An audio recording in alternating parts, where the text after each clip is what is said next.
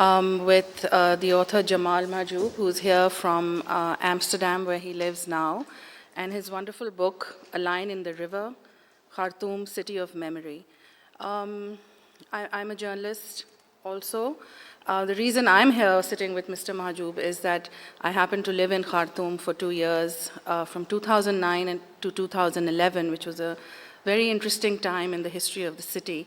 And I saw a lot of things, and it was wonderful to actually speak to him and learn stuff about the city, also through his book, because when I was there, I had absolutely nothing to refer to except colonial writing on the city. And Jamal's book has brought to life so many things that I needed answers for. And as he says in the book, it's a very personal book, yet he goes into the history and politics of the city as well. So I'm going to hand it over to you, Jamal. Yes, thank you. So if you could begin by telling us why you started writing this book and how you made it back to Khartoum after so many years of being away from the city, and why you left and when you left. Well, good afternoon, everybody. Thank you for showing up. The book actually came about because I was, well, to go back to the beginning, my father was working for, it's all coming full circle right now because Omar al-Bashir is at this point where it looks like he's going to have to make a decision to leave, but how that happens, it's not clear. But my father was working for a newspaper called Sudan Times in Khartoum, and when Bashir arrived in 1989, there was a crackdown on the press, and my father was forced to leave the country, and they moved to Cairo. My parents moved to Cairo, along with a large number of Sudanese who could manage to get out of the country. And so I think for a lot of people, particularly of my father's generation, the idea of what Omar al-Bashir's arrival, then what the regime meant, was really, I think they found it very difficult to reconcile that with the Sudan that they had known and loved and believed in and worked for. So could you give us, like, in just a few sentences, what was that Sudan that your father believed in? Well, my father was part of the generation that was the first generation after independence. And he was not one of the people who was sent to Britain to study, which was what happened in the transition period, was that the British paid for a lot of students to go to Britain to study and other parts of Europe to study in order to come back and take control of the country. So it was that sort of idea of having a little English friendly elite in place when you walk out. Something that we are quite familiar with. Yes, exactly. So there's some similarities there. So my father was actually employed as a student officer. So his job was to look after the students as they came. And so he was part of that movement. He was part of that first generation of Sudanese who were in charge and who were trying to create the idea of an independent Sudan in 1956. An independent and liberal Sudan? Yes, I think at the beginning it was driven by liberal, socialist, pluralistic ideas, definitely. The interesting thing is, part of what I ended up doing in the book was I found that in order to tell the story about the present, which is starting in 2008, I really had to go back and tell the story of the past. So I had to go to that generation, to that period post-independence, but also further back to the 19th century, and even further back. But let's say the part of when Britain came into the equation. Well, that's the most exciting story. The story of General Gordon, and then before that, the story of the Mahdi. So. Well, that's the most dramatic. I think it's probably the most dramatic period. Not because Laurence Olivier and. Yes, well, Laurence. Not because of them. Yeah, because we don't talk about that. But Laurence Olivier was in blackface. He was really.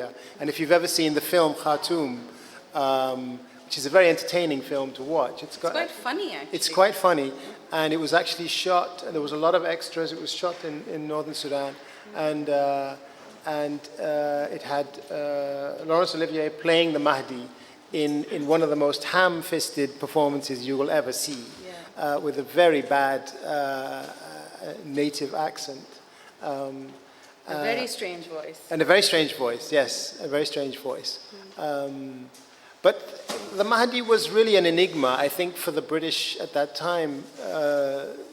He was really an enigma. There was a lot of fear, because he did raise the country up against what at that time was the Turkish-Egyptian Sudan. And he represented this religious fervor and political awareness that was what they were terrified of.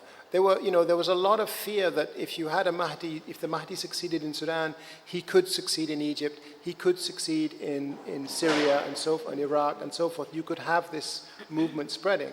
And they were very afraid of this particular combination. How taken were they with the Mahdi's idea of Islam and the fact that he said he was the chosen one? I don't think they really understood what he was on about. What they understood was that this was a dangerous man who could ignite a people and inspire them to follow him. And there were some very significant military defeats that really shocked the British. The famously, Rudyard Kipling's famous poem about the breaking of the British square, because the British military used to use this square formation when they went out to face the enemy, and the only time it was ever broken was in Sudan. Right. This was towards the end of the Mahdi's period. But these kind of things really scared people. In a perverse kind of way, I mean, in modern Sudan, when I was there, I think I met a couple of people who talked about a sort of a grand idea of colonialism being sort of broken down because of the Mahdi, because he's one man who stood up against it. But was it just a sort of a fairy tale kind of thing? Thinking? No, I mean, I think, depends on your point of view, but I mean, he was also seen as, this was the first period of independence of Sudan. There was 13 years. The Mahdi, of course, himself didn't fulfill his own prophecies and died 6 months after Gordon died. Right. And it's not clear exactly why or how he died. But he left the country, was then was in the hands of the Khalifa. But what they established was the idea of, I think, what we have today, and even now. The last civilian prime minister was Sadiq al-Mahdi, who was a descendant, and even now there are another one from the family is also in line now to try and, who represents the political opposition in Khartoum today. So those two families, there are two large families that came out of that period. One is the Khatmiya and one is the Mahdiya, and they really represent a kind of established political hierarchy in Sudan still. And that's one of the problems. I think one of the problems, even now if we're talking about the transition post-Bashir, one of the problems is where is there really political awareness and consciousness that can lead the country into the future, because I don't think that going back to the old parties is really going to be the solution. Right. It's not going to be enough. So how long did you spend in Khartoum when you were writing this book? Well, the first time I went, I actually thought I was going to go to Darfur because I wanted to write about the ongoing crisis in Darfur. And what year was that? This would have been 2007, 2008. Right. I realized at that point that, like all of the crises in Sudan's modern history, the real root of the problem lay in Khartoum. And it's about the connection between the center and the periphery, and the lack of representation and the lack of real understanding and care for what's going on in the periphery. So I really realized that my real story, and the only place I really know, if I go to Darfur, I arrive there as a stranger, but the only place that I really know well is Khartoum.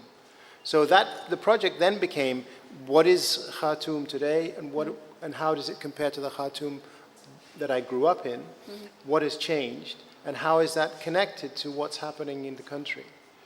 So could you sort of list out some of the things that have changed when you went back 20 years later after leaving for the first time in the 90s? Well, I think the most significant change is really a demographic one, because what's happened over the years is that you've had continual crises around the country in different places. So you've had ongoing conflict in the south, you've had the conflict in the west, you've had conflict in the east, you've had natural disasters, you've had droughts and serious the effects of climate change in the west as well, and in other parts of Sudan. And the result is that each time one of these crises happens, the people from that region tend to move towards Khartoum for safety.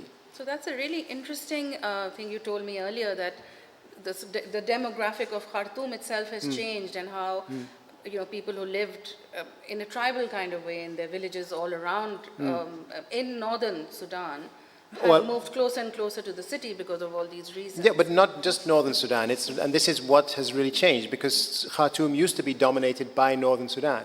And when you talk to people in Khartoum, what surprised me was people would say, oh, Khartoum has become more African. And you think, okay, well, where did you think you were living, I mean, but it is the effect of people coming in from the south, from the west, from the east, as well as from the north, but more from the other directions. So tell us a little about this whole Arab way of thinking of the leading classes, of the leadership. Well, this goes back to precisely this transition from the British period of administration period, the condominium, which is when they decided who was going to be ruling the country after they left. The people that they chose were generally from the northern elite. So they would be the sons of imams, of important people in the different villages or regions. Their sons would be then sent abroad and brought back and educated at the Gordon College in Khartoum, which then became Khartoum University. Yeah. And so the result of this was really that you just had power concentrated in the hands of a very small ethnic group from within northern Sudan. And there was an interesting moment, which was in the early 2000s, which is when a book appeared, which was called the Black Book. And nobody knew where this book came from, and nobody knew who had produced it.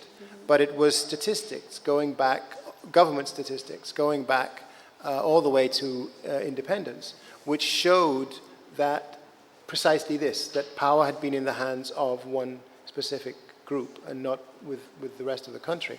So that lack of representation has always been a problem, because if you don't have that, then you don't have any sort of possibility of reaching a democracy of any kind. And so as a result of that, any crisis is met, the only way of reacting to any crisis is violence. So, as a young person, when you were growing up in Khartoum, what did you, what kind of representation of the South did you see in the North? Well, in the 60s there was, and this is again something that I try to describe in the book, which is that in the 60s there was a more liberal period. In the 60s and leading up to the early 70s, there was a more liberal period. There was an awareness among the sort of intelligentsia that you needed to have representation, and you began to see Southerners coming into the media, into government, into academia, so that when you arrive, and people are aware of this, they were aware of this need for this diversity to be represented. The newspaper that my father was working for, Sudan Times, lasted for only a very few years, but they made a decision that they would have one editor from the north and one editor from the south. And that was to give representation to this idea of a united Sudan.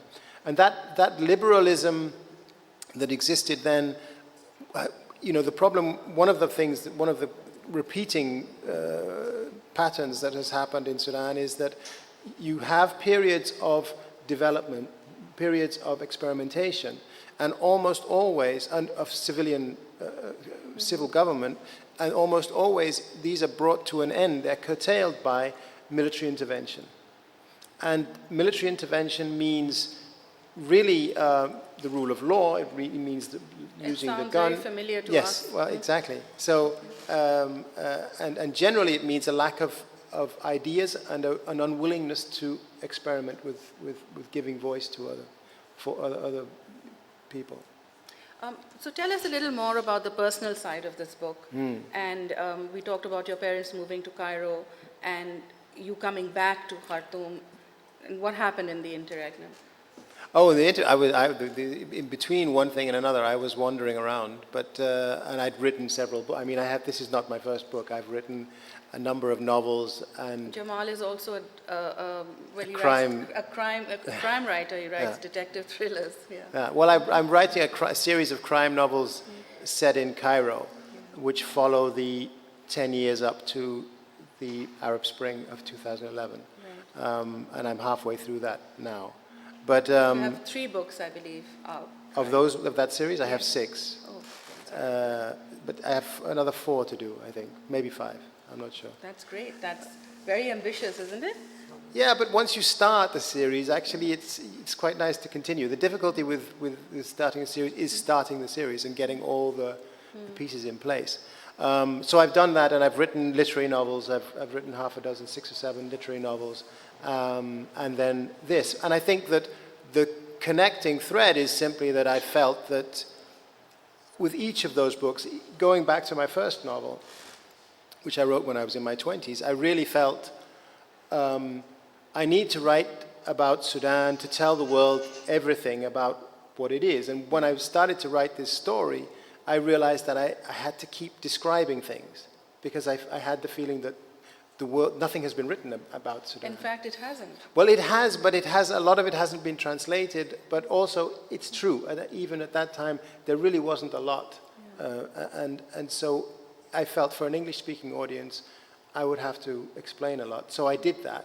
And then I realized that wasn't enough, so I had to write a second one and a third one. So when I finally came to this book, I really felt that this was like this is the culmination of everything that I'd written before. And that somehow I would have to, once I've done this, then I'm finished with that subject, which is not quite true, but almost. Yeah, so as I was saying, tell us a little more about the personal story. So, yeah, so my father passed away, and I had basically promised myself that I wouldn't go back while Bashir was still there, because he had always sworn that he would never go back, and I felt it would be a kind of personal betrayal. But then the whole business of Darfur kept getting bigger and bigger, and I really felt that I wanted to say something about this. And so I went back, and so the book really grew out of visits to, after the one visit, I realized I needed to go back and do more research, I needed to write more, and every time I went back, I found there was more to discover and more to write about. But I had no plan. I really, up until the end, I really had no idea of how I was going to turn all of that work into a book. And it took me altogether 10 years. 10 years to write this book. So tell us a little more about the title, A Line in the River, for people who may not be familiar with the city of Khartoum. Well, the line in the river, which you've probably seen, because you were there, I have seen it, yes. Is the point. Khartoum is the point at which the Blue Nile and the White Nile meet. And if you stand at that meeting point, you can actually see a little line in the water. You do, actually. Because the Blue Nile is much faster and a little bit darker because it carries more silt in it. And so that you see a color difference and you see the two colors meeting. And how is the title symbolic of your Khartoum? Well, it's symbolic of the country, and I suppose it's symbolic of the idea of bringing differences together to create something, because the two, the Nile, the main Nile that goes north and reaches the Mediterranean, would not be able to make that journey if the two rivers could not come together and find a common purpose. So it's kind of symbolic in that sense. So I think this year is going to be 30 years of Omar al-Bashir. Yeah. What would you like to see happening in Sudan? Oh, well, I would like to see a representation of the people, for the people, by the people in some way. So what's happening now as we speak? Could you just shed some light on that? Well, he's just declared a state of emergency, which is a desperate measure. The problem is that he is in a situation where he knows that if he steps down from the presidency, he will be open to, he's got an indictment from the ICC in The Hague for war crimes, so he would be vulnerable to that if he stepped down, and that may be one reason why he's reluctant to step away. But at the same time, you know, it's again a lack of imagination. I mean, he doesn't have a plan, he doesn't have a successor, he doesn't have an idea. He's been improvising his politics for 30 years. And he's been clever at getting people around him, and this is part of the problem, is that it's not just him, as always. It's, as in Egypt with Mubarak or whatever, there is a figurehead, but there is quite a substantial, you know, foundation around him, which he's built up over the years. So when you were in Khartoum, did you meet any of these people? Or were they friends of friends? Or No, you meet them all the time, but you don't have anything to do. I mean, I don't it's not people that I have any connection with, in the sense that a lot of these people are overnight businessmen who came up in the oil boom before secession. A lot of people come out of the military. There's, you know, they've really, the first 10 years, the first years of the regime were really brutal. I mean, they really did a lot of damage and hurt a lot of people and killed a lot of people and exiled a lot of people. So a lot of the political opposition, the cultural opposition was expelled. And as a result of that, the kind of people that were left were really the kind of people who were quite happy to join forces, if only for the sake of, you know, self-gain or self-gain. Yeah. I think we have some time for questions now, if anyone would like to ask Jamal some questions. Yes? Anybody? Yes. Thank you so much for the conversation. Thank you. I just have a quick question. How do you balance your persona as, you know, a literary writer, and now you're writing a memoir, and you also write under the pseudonym Bilal Parker, Yeah. I assume. Parker Bilal, yeah. So how do you kind of balance all these three very different voices? Well, one of the reasons I started writing the crime fiction under another name was so that I could just keep ideas in my head divided. So I could think, if I had an idea, I would say, oh, that's a crime idea, that's Parker's idea, so keep that there. And other ideas will go into another box. So it was basically to stop myself from going insane. But this book was really a learning process. I mean, like every book is. But you know, I had written essays before, but I had never really written long nonfiction, and I found it quite disconcerting in the sense that you have a writer in your head. So when even if you sit talking to someone and you interview them, you go back to your room, you sit down, you start writing it out, the writer in your head starts to interfere and starts to describe the room or starts to change certain details because it sounds better that way, you know. And so my faith in the idea of nonfiction as being like totally clean and straight and unembellished vanished, basically. And that took me a while to get over that. That was a real, you know, hump I had to get over because I really felt this conflict. I felt I had to be, you know, entirely kind of a journalistic sort of purity. And then I realized that's not what I'm doing. I'm writing, this is me, and this is the way I write, and this is how it's going to be. Once you settle into that, then it kind of gets easier. Yeah. But the balance between the historical stuff and because a lot of it's cut up into a number of trips back. So there's a description of the present, how things are changing, how things are evolving slowly, what the political situation is, and so on. And then inside it, I'm dropping bits of history here and there, so that it's not too much, but it's done in a sort of storytelling kind of way. I'm not a historian. I'm telling the way I understand this history. And there's a lot to tell. I mean, this was a book that I really felt I could go on writing this. You know, I don't need to end. I could just keep going, you know. But what I love about the book are all the little anecdotes and stories of your childhood and growing up, and, you know, you get to sort of when I was there, I didn't have anything to refer to, people's stories, because there's no writing you can access. So this has given me a very real picture of Khartoum. Anyone else who has a question? Yes. I stayed in Saudi Arabia for a number of years, and some of my best friends were from Khartoum. Oh, yeah. What I understand is you have a very traditional fabric of society. Mm-hmm. They tend to cling together, they carry their tradition wherever they go, they're very hospitable.